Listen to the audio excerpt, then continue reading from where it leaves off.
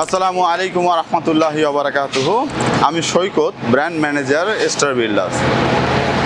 আজকে আমাদের জমজম রেসিডেন্স সোসাইটির তৃতীয় তলার ছাদ ঢালাই হচ্ছে আলহামদুলিল্লাহ।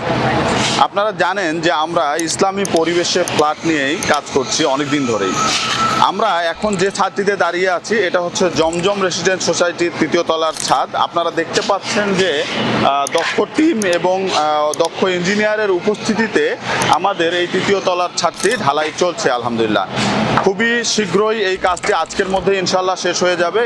এরপর আরও দুটি ছাদ হবে এখানে ইনশাআল্লাহ।